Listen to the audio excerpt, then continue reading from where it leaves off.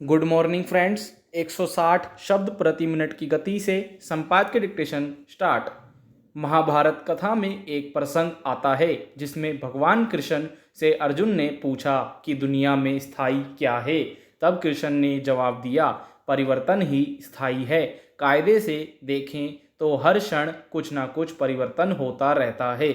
आज जो है कल वह नहीं होगा। सुबह शाम रोज दिखने में एक जैसे जरूर लगते हैं, लेकिन एक जैसे हो नहीं सकते। मगर कई सुबह या शामें अपनी छाप छोड़ जाते हैं, वही याद बन जाती है। अपनी पुरानी यादों को कुरेदता हूँ तो बचपन के वे दिन आंखों के आगे घूमने लगते हैं। चारों तरफ सब कुछ बंद होने के इन दिनों उन यादों के सहारे कितना सुख मिल रहा है। ऐसे समय में जब पाबंदियों के चलते घर से बाहर नहीं निकल पा रहा, घर के सामने खड़े आम और इमली के पेड़ नजर आ रहे हैं। आम पर तोतों का झुंड काबिज है। गिलहरी अपनी आकर्षक अदा में छोटे छोटे हाथों से कच्चे अमरूदों को कुतर कुतर कर खा रही है।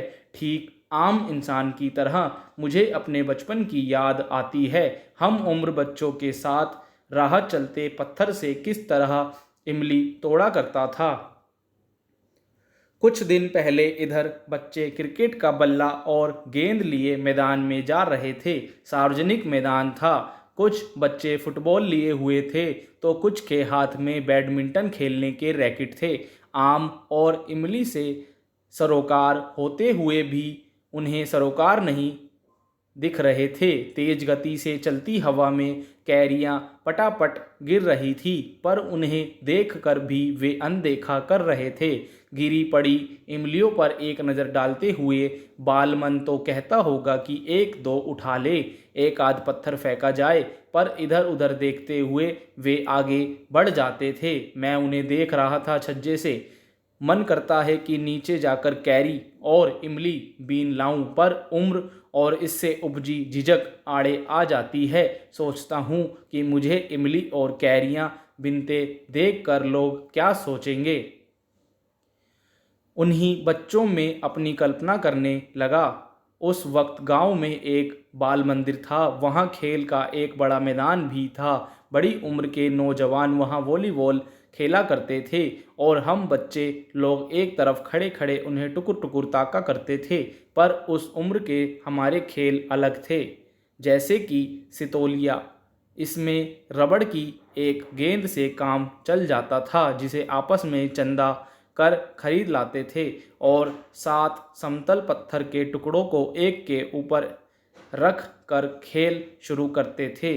दूसरा खेल था आइस पाइस, जिसे लुक्का छिपी कह सकते हैं। उसके लिए शाम का समय उपयुक्त होता था और इन सब में गिल्ली डंडा ज़्यादा लोकप्रिय था। इसे हम क्रिकेट का जनक कह सकते हैं।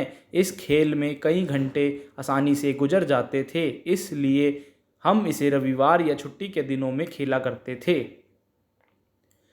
जब मेरी उम्र 15-16 वर्ष की हुई, तब मैं गुलाम डंडे के खेल में शामिल होने लगा था। इसमें बच्चों की टोली में से एक को दाम चांस देना होता था। गोल घेरे में रखी डंडी को दूर फेंका जाता था। जब तक वह लड़का डंडी उठाकर गोल घेरे में रखता, तब तक टोली के सारे लड़के पेड़ पर चढ़ जाते।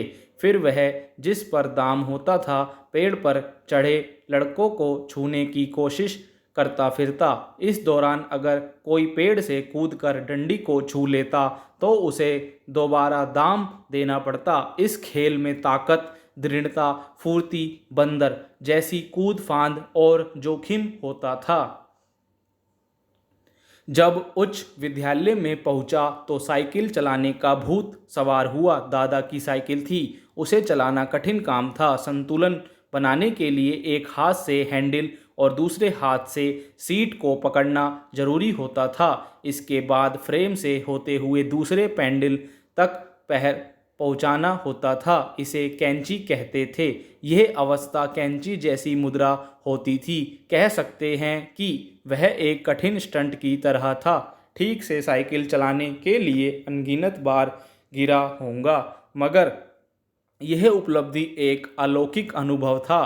फिर भी साइकिल के नियंत्रण में काफ़ी वक्त लगा। याद आता है कि तैराकी सीखने के लिए डालडा के खेल डिब्बे को पीठ पर बांधकर नदी में तैरने का आनंद कैसे उठाता था। आज के बच्चे तैराकी सीखने स्विमिंग पूल जाते हैं, मेरा बेटा भी, लेकिन मुझ में इतना साहस नहीं है कि तैराकी के लिए उसे बिना प्रशिक्षक अकेले भेजूं। पर मेरे लिए तो समय की बड़ी घड़ी वहीं बंद हो गई लगती है। घड़ी के कांटे उस प्रस्तर युग में ठहर गए हैं। कभी कभी अपने घर के सामने खेल के मैदान की दीवार के बाहर खड़े उन साधनहीन बच्चों को देखता हूँ तो लगता है साधन तो हैं पर वह काल बीत चुका है। अब पिछले कुछ दिनों से ऐसा लगने लगा है कि समाज और जीवन का जो नया दायरा बन रहा है उसमें आने वाली पीढ़ियां पुराने दौर के उन खेलों को छोड़ दे आज के वैसे खेल नहीं खेल सकेगी जिसमें बच्चे समूह में खेलते हैं। इसी तारतम्य में मुझे पुराना गाना याद आता है, कोई लौटा दे मेरे बीते हुए दिन। स्टॉप।